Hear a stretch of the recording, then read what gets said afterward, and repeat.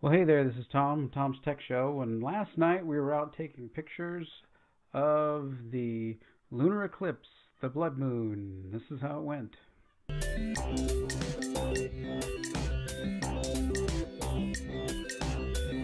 Hey, this is Tom, Tom's Tech Show. I was out the other night and we were taking pictures of the lunar eclipse. I guess it's the last red moon for quite a while, so I took some gear out. It was like 9 o'clock at night, and we were in the wind and everything else out at the beach, and found a dark place to put my tripod down.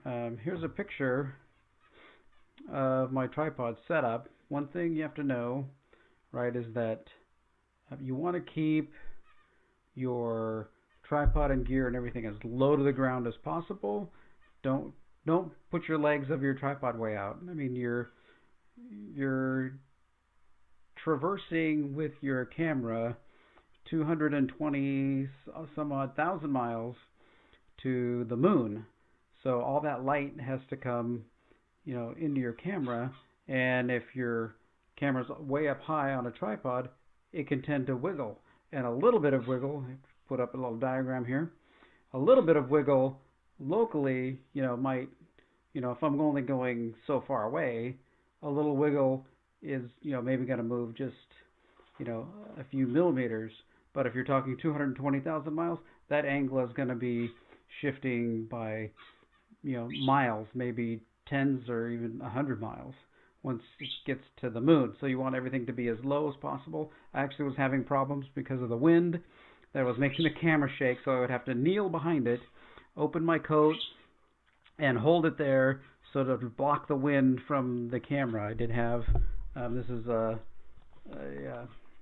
70 to 300 lens that when paired onto my APS-C camera makes that about 135 to 450.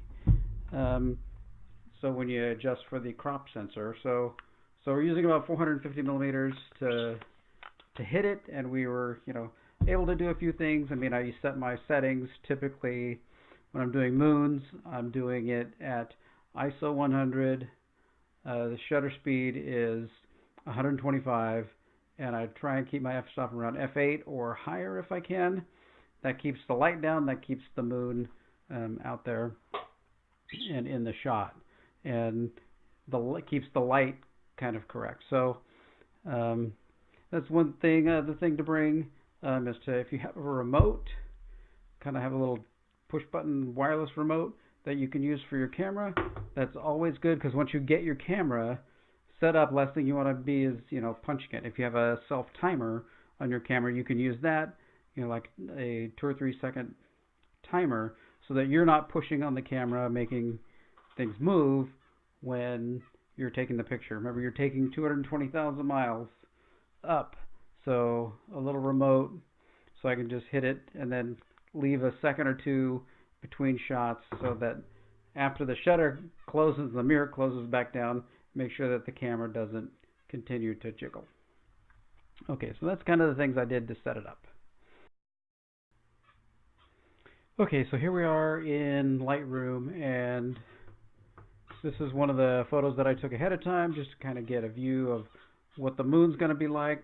I think this image is cropped a little bit, but if I hit my backslash key here, it'll show you like the before, which is a little bit darker. It's not too bad. This is my basic settings of here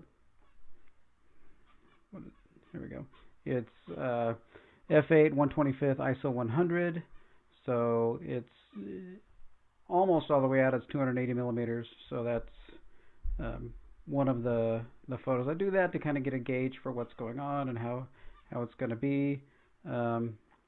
Then if we come down here towards the end of the shot, when the lunar eclipse was going to be full at like 9:12, so I was taking some pictures then. So I ended up with this. If I look at it beforehand, the picture ends up being almost indistinguishable, right? I mean, you can't even see the moon there, and you see I'm now at 1/8 of a second, ISO 800, and f5.6.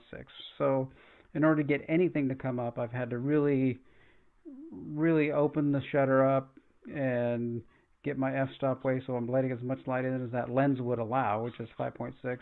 And still then I had to increase my ISO to 800, which I really don't. I want to keep that as low as possible to keep the grain from setting up. But mostly what I did here was I increased the exposure a little bit, gave it, boost the whites a little bit, take the blacks down a little bit, some basic adjustments, and adjust the clarity. Um, then you can still see here in this detail window, there's still quite a bit of noise, and I have a lot of noise reduction on because it's a long ways away. There's a lot of atmosphere between you and the moon, and there were some clouds going by. So, you know, I knew it was going to be a little bit grainy, especially with this. This camera is probably, I don't know, 7 or 8 years old, maybe 6, 7 years old. So, I mean, the sensor is not as good as some of the new ones, you know, but it's what I've got, so I use it and have fun with it. So that's kind of what I ended up with, is this nice red coloration. This was right at the midpoint, so I don't know if we were too far, you know, not in the dead center of where it would be, but there was a little bit of white on one side still. But I think it still came out pretty good. So you're going to definitely need something like Lightroom and something to bring back the image, because the original image being that, you know, black, I can barely see just a little line of the white of the moon, but that detail is there in the sensor. So, and I'm shooting raw, because you notice this file name is a CR2, so it's a raw image. So you wouldn't get this detail if you were shooting a JPEG. So you definitely need to shoot a raw file. Okay, so that's what I came up with.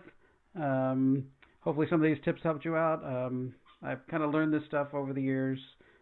Some of it's kind of self-taught, some of it's hit or miss. You definitely need to be able to withstand the weather and the elements and early mornings and late nights if you want to be doing a lot of photography, so be ready for that. Okay, well, I'm Tom from Tom's Tech Show. Thanks for watching, and as always, God bless.